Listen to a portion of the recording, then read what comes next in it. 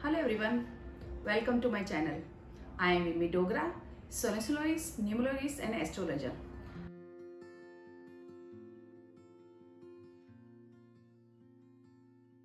आज के इस वीडियो में मैं आप लोगों को एकदम अलग विषय के बारे में बात करने वाली हूँ। अपना विषय होगा खुद की वैल्यू कैसे बढ़ाएं। सबसे पहले आप अपने आप को अहमियत देना स्टार्ट करें।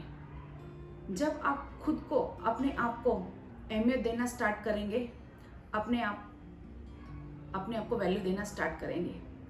लोगों से उम्मीद करना बंद करें। जब आप अपनी खुद की वैल्यू अहमियत खुद समझ जाओगे, लोगों से उम्मीद बिल्कुल नहीं करोगे। इसलिए अपने आप से ही आपको स्टार्ट करना है, किसी और से उम्मीद नहीं रखनी है। आज का ये अपना विशेष टॉपिक होगा कि खुद की वैल्यू कैसे बढ़ाएं।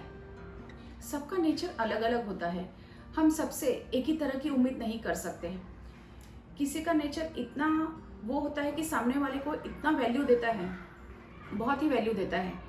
जैसे हम रिश्तों में सोचते हैं, अपने फ्रेंड सर्कल में सोचते हैं कि सामने वाला मुझे अहमियत दे। सबका नेचर अलग अलग होने के कारण कोई तो इतना नेचर से इतना पोलाइट होता है कि सामने वाले से उम्मीद बहुत ही ज़्यादा कर लेता है कि ये मुझे व्यक्ति अहमियत देगा, उसके बाद ही मैं खुश होऊंगा। इस भ्रम में बिल्कुल ना रहिए।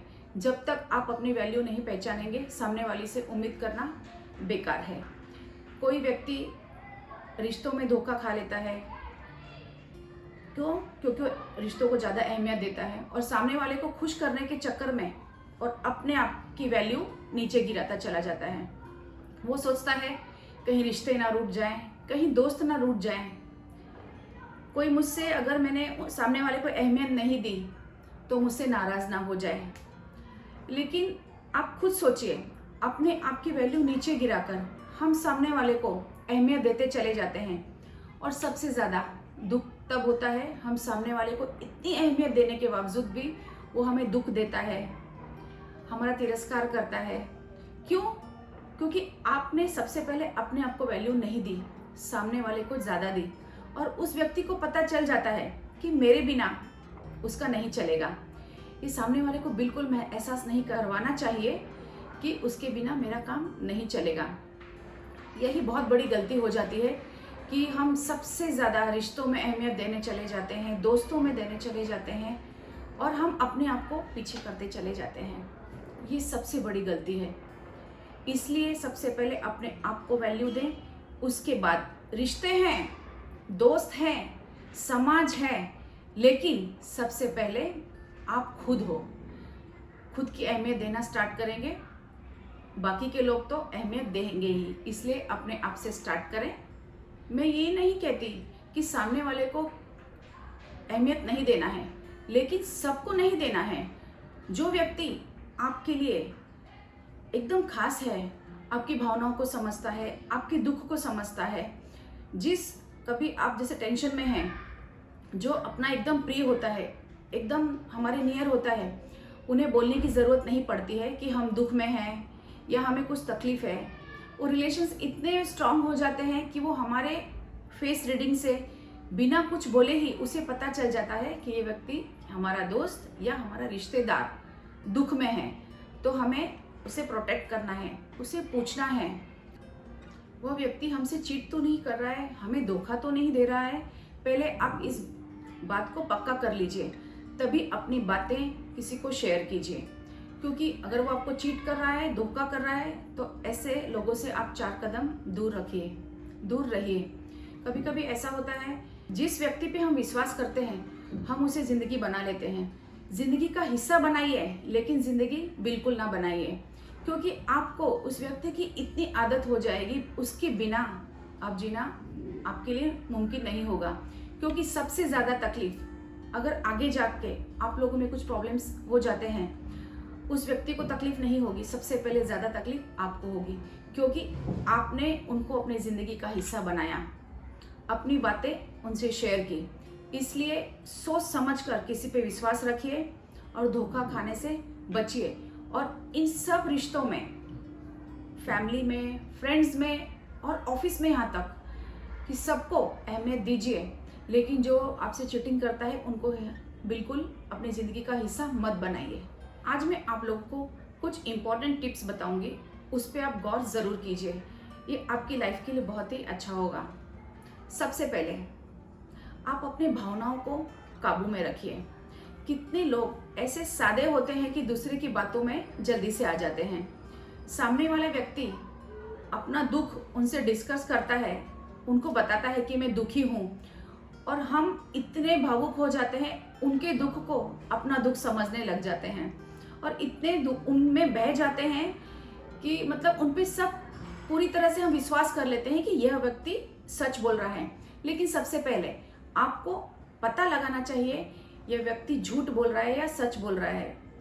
इस बातों को विशेष ध्यान रखना चाहिए कि वो व्यक्ति आपसे चीटिंग तो नहीं कर रहा है, जानबूझ के आपसे सिंपैथी लेने के लिए, अपने आप को बेचारा दिखाने के लिए ऐसा वो कर सकता है। इसलिए पहले सच का पता लगाइए तो ही भावनाओं में बहिए।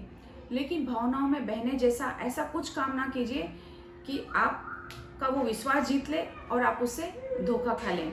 इस बात को विशेष ध्यान रखें। अगला टॉपिक है खुद पर विश्वास रखना सीखें। कई बार ऐसा होता है कि हम जिंदगी में बहुत सारे काम करते हैं, लेकिन हमें खुद को पता नहीं होता है कि ये काम हम राइट कर रहे हैं या रॉन्ग कर रहे हैं।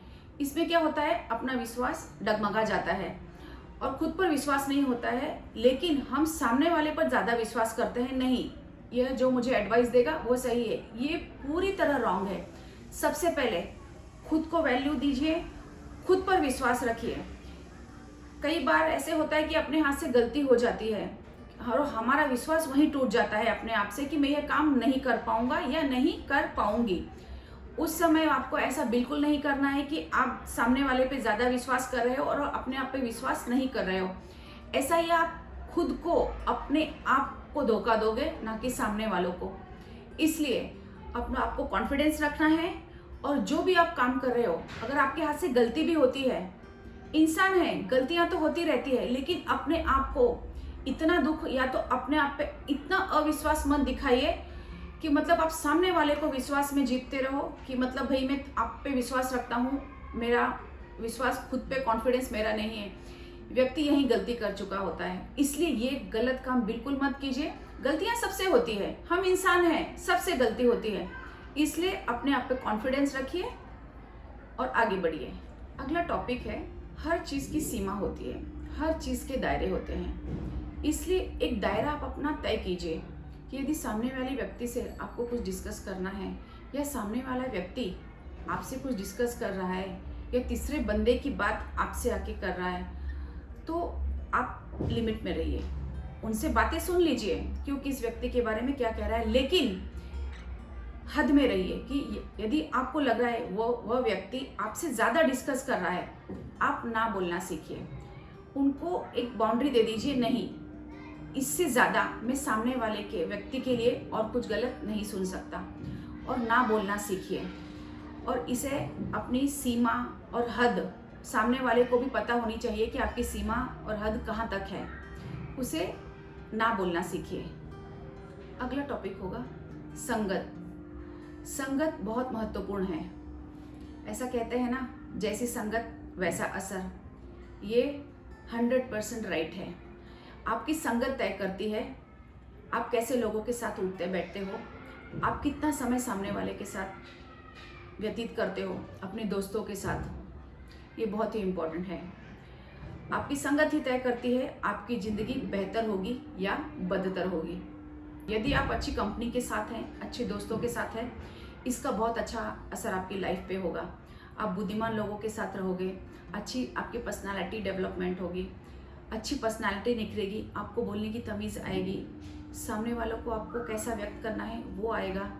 ठीक इसके विपरीत यदि आप खराब संगत के दोस्तों के साथ रहते हो, आपकी समाज में बदनामी, आपको अच्छी नज़र से देखा नहीं जाएगा, बहुत सारी ऐसी मतलब आप पे छाप पड़ जाएगी समाज में कि जैसी संगत वैसा असर वो आप कर कर दिखाओगे। इसलिए संगत करते समय एक नहीं 1000 बार सोचिए कि आप किस संगत में हो।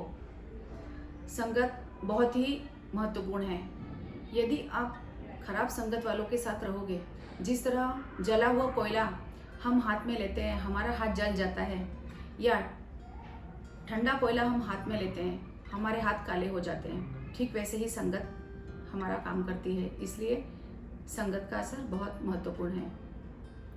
अगला टॉपिक होगा, आप रोज़ मोटिवेशन वीडियो ज़रूर सुने, अच्छी मोटिवेशन वीडियो सुने। ऐसा नहीं कि आप कोई भी टाइप की वीडियो देखते जा रहे हो, मोटिवेशन भी, उसमें भी काफ़ी अच्छे अच्छे मोटिवेशन स्पीकर हैं, उनकी सुनिए। एक आप लाइफ में रूटीन बना लीजिए कि आपको रोज़ एक मोटिवेशन वीडियो ज़रूर देखना है। खाली टाइम पास के लिए नहीं करना है, वो आपको वो अमल करना है लाइफ में, वो सुन के। और गुड हैबिट्स, जैसे आपको अच्छी बुक्स पढ़नी है, मोटिवेशंस वीडियो सुननी है, और जो आपकी लाइफ में आपका एकदम करीबी फ्रेंड है, जो आप उससे सुख दुख अपना शेयर करते हो, कुछ रोज का ऐसा टॉपिक ले लीजिए और उसे डिस्कस कीजिए। इससे आपके जो बात करने की कला है और जो आपको नया कुछ सीखने को मिल रहा है, उससे आप डिस्कस कीजिए। आपकी सोच में बहुत फर्क आएगा। अगला पॉइंट, ना बोलने की हैबिट रखिए। हर चीज़ में किसी व्यक्ति ने बोला, सबके लिए हाँ बोलना ज़रूरी नहीं है। ना बोलने की आदत भी डालिए। यदि किसी व्यक्ति ने आपको कहा कि ये मेरा काम कर दीजिए, हम क्या करते हैं रिश्ते बचाने के लिए, काफ़ी जगह कि मेरा फ्रेंड रूठ ना जाए, हम इमीडिएट कह देते हैं हाँ ठीक है मैं ये काम कर लूँगा आपका।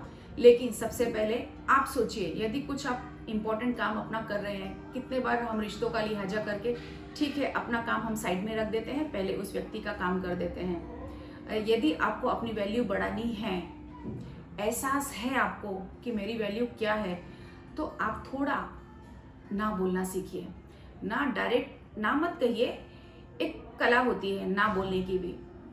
आप सामने वाले को बोल सकते हैं कि मैं ये काम कर रहा हूँ, थोड़ा टाइम रुक जाइए, मेरा काम होने के बाद मैं ये काम आपका ज़रूर करूँगा। लेकिन थोड़ा ज़िंदगी में ना बोलने की भी हैबिट डालिए। सबको खुश करने के चक्कर में आप अपने आप को दुखी बिल्कुल ना करें। अगला टॉपिक होगा, अपनी ज़िंदगी के निर्णय खुद लेना स्टार्ट करें और अपनी ज़िंदगी का रिमोट अपने हाथ में रखें।